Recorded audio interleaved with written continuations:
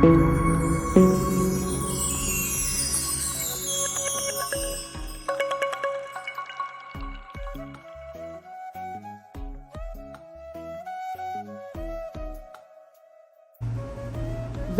കൊണ്ട് ഒരു അടിപൊളി തോരൻ എങ്ങനെ ഉണ്ടാക്കാമെന്നാണ് കാണിക്കുന്നത്. സാധാരണ വെണ്ടയ്ക്ക കൊണ്ട് അധികം ആരും തോരൻ വെക്കാറില്ല, വെക്കുന്നവരൊക്കെ ഉണ്ട്. അപ്പോൾ നമുക്ക് സാധാരണ മേടിക്കുമ്പോൾ ബാക്കി വരുന്ന വെണ്ടയ്ക്ക, മുറ്റിയ വെണ്ടയ്ക്ക ഉണ്ടെന്നുണ്ടെങ്കിൽ നമുക്കത് കളയണ്ട, നമുക്ക് തോരൻ വയ്ക്കാം. ഇതിപ്പോൾ ഞാൻ കടയിൽ നിന്ന് തന്നെ ഇങ്ങനെ തന്നെ നോക്കി മേടിച്ചിട്ട് വന്നതാണ്. നമ്മൾ ഇത് ചെയ്യേണ്ടതെന്ന് പറഞ്ഞു കഴിഞ്ഞാൽ ആദ്യം ഇതിനെ നുറുക്കിയെടുക്കുക. ഒരു വെണ്ടയ്ക്ക് നമ്മൾ ഇങ്ങനെ ഒരു 4ആയിട്ട്, ആദ്യം 2ആയിട്ട് ഇങ്ങനെ കീറുന്നു. ഇത് നല്ല മുറ്റിയ വെണ്ടയ്ക്കയാണ്. എന്നിട്ട് 4ആയിട്ട് കീറിയിട്ട് നമുക്കിങ്ങനെ ചെറിയ കഷ്ണങ്ങളായിട്ട് നുറുക്കിയെടുക്കാം. നമ്മുടെ വെണ്ടയ്ക്ക തോരനുള്ള വെണ്ടയ്ക്ക തന്നെ ഞാനിങ്ങനെ നുറുക്കി വെച്ചിട്ടുണ്ട്.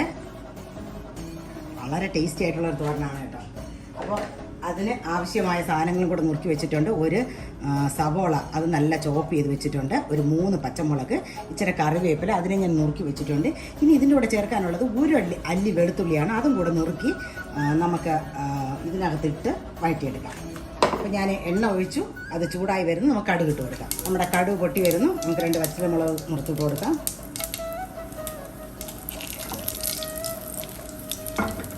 ഇനി ആ ഉള്ളിയും പച്ചമുളകും കറിവേപ്പിലും കൂടെ ഒന്നിച്ചിടാം.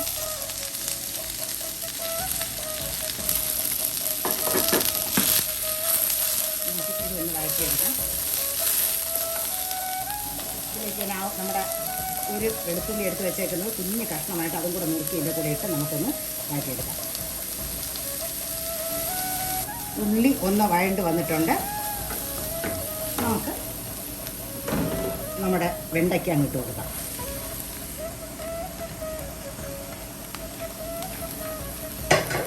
അധികം വേവൊന്നുമില്ല.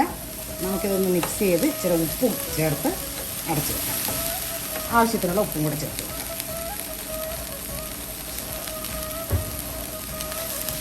ഞാൻ നമ്മുടെ വെണ്ടയ്ക്ക തോരൻ ആവശ്യമായിട്ടുള്ള സാധനങ്ങൾ എടുത്തിട്ടുണ്ട്. ഏതാണ്ട് ഒരു കൈപ്പിടിയോളം തേങ്ങ എടുത്തിട്ടുണ്ട്. ഇച്ചിരി മഞ്ഞൾപ്പൊടി, ഒരു ഇച്ചിരി കാശ്മീരി ചില്ലി, ഒരു 1/2 ടീസ്പൂൺ കാശ്മീരി ചില്ലി, അതൊരു കളർ കിട്ടാൻ വേണ്ടിയിട്ടാണ് കേട്ടോ. ഇച്ചിരി പൊടിച്ച ജീരകം ഇത്രയുണ്ട്. ഇതിന് നമുക്ക് കൈ കൊണ്ടൊന്ന് മിക്സ് ചെയ്ത് നമുക്ക് ഇതിനകത്തോട്ട് ചേർത്ത് കൊടുക്കാം.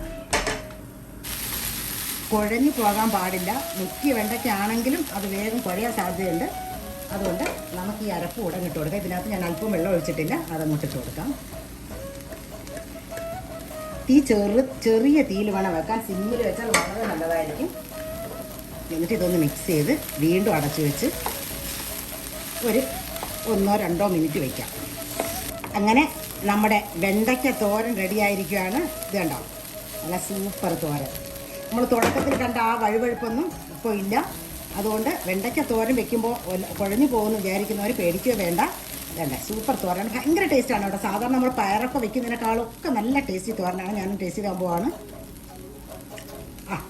നല്ല സൂപ്പർ തോരൻ. അപ്പോൾ എല്ലാവരും ഇതുവരെ ഈ വെണ്ടയ്ക്ക കൊണ്ട് തോരൻ ഉണ്ടാക്കിയിട്ടില്ലാത്തവർ തോരൻ ഉണ്ടാക്കി നോക്കണം. പക്ഷേ മുറ്റിയ വെണ്ടയ്ക്ക ആയിരിക്കണം കേട്ടോ. അപ്പോൾ ഓക്കെ ബൈ.